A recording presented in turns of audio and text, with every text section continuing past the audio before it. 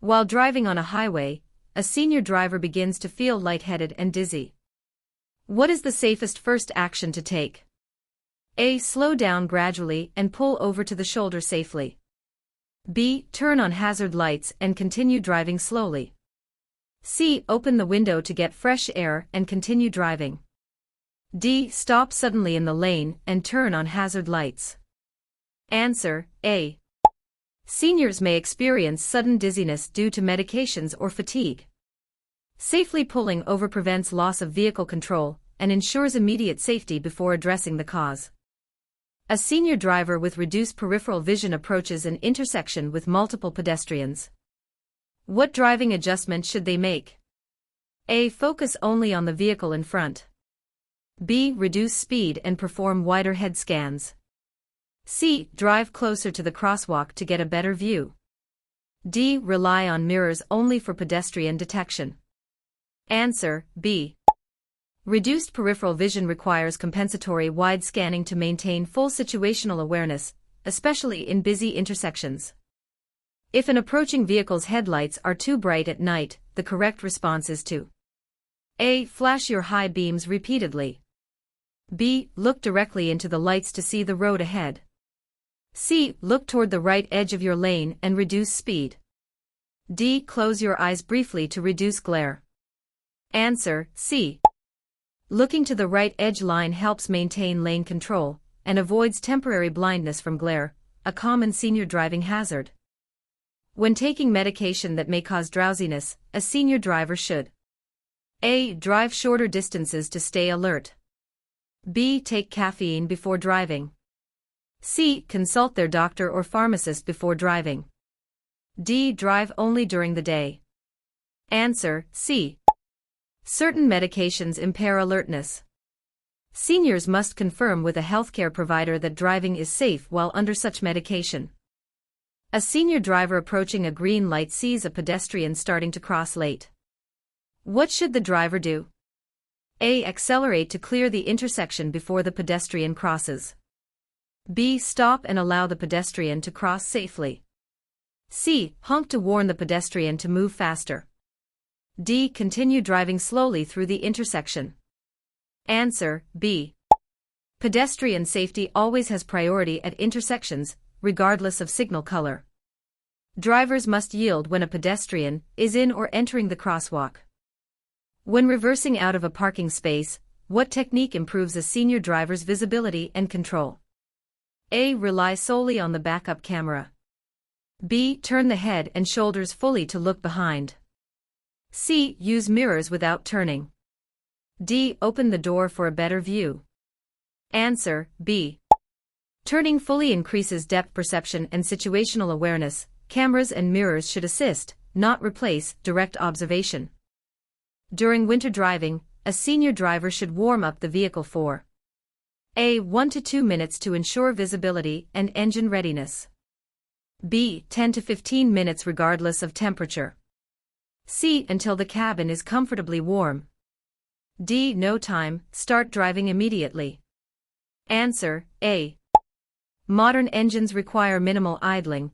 A brief warm-up ensures windshield defrosting and oil circulation without unnecessary fuel waste. What is the safest following distance on dry roads for seniors? A. 2 seconds. B. 3 seconds. C. 4 seconds. D. 1 second. Answer: C. Seniors benefit from longer reaction times. Maintaining a 4-second gap allows safer stopping if the vehicle ahead brakes suddenly. If the vehicle's brakes fail while driving downhill, the first action should be A. Pump the brakes rapidly and shift to a lower gear. B. Turn off the ignition immediately. C. Pull the parking brake sharply. D. Drive into oncoming traffic to stop. Answer: A. Pumping builds brake pressure while downshifting reduces speed using engine resistance, the safest initial response to brake failure. When entering a roundabout, a senior driver should A. Yield to traffic already in the roundabout. B. Enter quickly to avoid slowing traffic. C. Stop in the middle to check for traffic. D. Use the left lane for all exits. Answer: A. Vehicles inside the roundabout always have the right of way. Entering cautiously prevents side collisions. If a senior driver's vehicle begins to hydroplane, what should they do first? A. Steer sharply to regain control. B. Press the brake pedal firmly. C. Ease off the accelerator and steer straight. D. Shift to a lower gear. Answer: C. Releasing the accelerator restores tire traction. Sudden steering or braking worsens skidding in hydroplaning situations. During foggy conditions, which lighting should a senior driver use? A. High beams. B. Parking lights only. C. Low beams or fog lights. D. No lights. Answer: C. Low beams reduce glare reflected by fog, enhancing visibility of the road and lane markings. When changing lanes on a multi-lane highway, what step is often missed by older drivers due to reduced neck mobility? A. Checking the blind spot. B. Using the signal light. C. Adjusting the mirror. D. Reducing speed. Answer: A. Limited neck movement makes blind spot checks difficult, but it remains essential to prevent side collisions. What should a senior driver do if they start to feel fatigued on a long trip? A. Open the window for fresh air. B. Turn on loud music. C. Pull over safely and rest. D. Drink coffee and continue driving. Answer: C. Fatigue severely delays reaction time. The safest action is to stop, rest, and resume driving only when alert. The no zone around a large truck refers to: A. The area in front of the truck only. B. Blind spots where the truck driver cannot see your car. C. A safety buffer of 10 meters behind the truck. D. The middle lane of a highway. Answer: B. Trucks have large blind areas on all sides. Staying out of them prevents collisions caused by unseen vehicles. When turning left at an intersection with oncoming traffic, the senior driver should: A. Turn immediately when the light turns green. B. Keep wheels straight until it's safe to turn. C. Pre-turn the wheels slightly to save time. D. Move halfway into the intersection and stop. Answer: B. Keeping wheels straight prevents being pushed into oncoming traffic if rear-ended before turning. A senior driver approaches a school bus with flashing red lights on the opposite side of an undivided road. The correct action is to: A. Continue driving slowly. B. Stop until lights stop flashing. C. Pass carefully on the left side. D. Honk to warn children. Answer: B. On undivided roads, all vehicles must stop for school buses with flashing red lights to protect boarding or crossing children. Which factor most affects senior drivers' night driving ability? A. Eye fatigue and slower pupil adjustment. B. Road lighting conditions. C. Car seat comfort. D. Temperature of the cabin. Answer: A. Aging eyes adapt slower to darkness and glare, increasing risks during nighttime driving. A driver notices a flashing amber light at an intersection. What should they do? A. Stop completely before proceeding. B. Proceed with caution, slowing down as needed. C. Speed up to clear the intersection. D. Ignore it, it applies to pedestrians only. Answer: B. Flashing amber lights warn of a potential hazard. Slow and proceed carefully without full stop unless needed. When merging onto a freeway, the correct technique is to: A. Stop at the ramp and wait for a large gap. B. Match the speed of traffic before merging. C. Drive slower than traffic to enter safely. D. Merge at any available opening regardless of speed. Answer: B. Matching freeway speed ensures smooth merging without forcing other drivers to brake or change lanes abruptly. What is the recommended hand position on the steering wheel for seniors to reduce shoulder strain and ensure control? A. 10 and 2 o'clock. B. 8 and 4 o'clock. C. 12 and 6 o'clock. D. 9 and 3 o'clock only when parking. Answer: B. The 8 and 4 position reduces muscle fatigue and provides stability for airbag-equipped vehicles. A driver approaches a railway crossing with flashing red lights and a gate lowering. They should A. Drive quickly through before the gate closes. B. Stop at least 5 meters from the track. C. Stop directly on the track line to save time. D. Honk and continue if no train is visible. Answer, B. Stopping 5 meters away ensures clearance if a train passes and prevents gate contact. During a skid on icy roads, the driver should A. Steer in the direction of the skid. B. Brake hard immediately. C. Steer opposite to the skid. D. Shift into neutral and close eyes. Answer, A. Steering into the skid aligns the tires with the vehicle's motion, allowing control recovery gradually. A senior driver with mild arthritis should adjust their driving posture to A. Sit closer to the steering wheel. B. Maintain straight posture with slight knee bend. C. Recline deeply for comfort. D. Extend legs fully to reduce knee strain. Answer, B. Proper posture maintains joint comfort, control, and reaction ability during long drives. In poor visibility due to heavy rain, the driver should A. Use hazard lights continuously. B. Reduce speed and increase following distance. C. Drive in the middle of the lane lines. D. Use high beams to improve vision. Answer, B. Slower speed and extra space reduce hydroplaning and improve reaction time during reduced visibility. When driving on a rural Ontario highway at night with no oncoming traffic, how should you use your headlights? A. Keep low-beam headlights on at all times. B. Use high-beam headlights to see farther ahead, switching to low beams when approaching another vehicle. C. Flash high beams continuously to warn wildlife. D. Turn off headlights when following another car closely. Answer, B. High beams allow better visibility on dark roads, but drivers must dim them within 150 meters of approaching or following another vehicle to prevent glare that could temporarily blind others.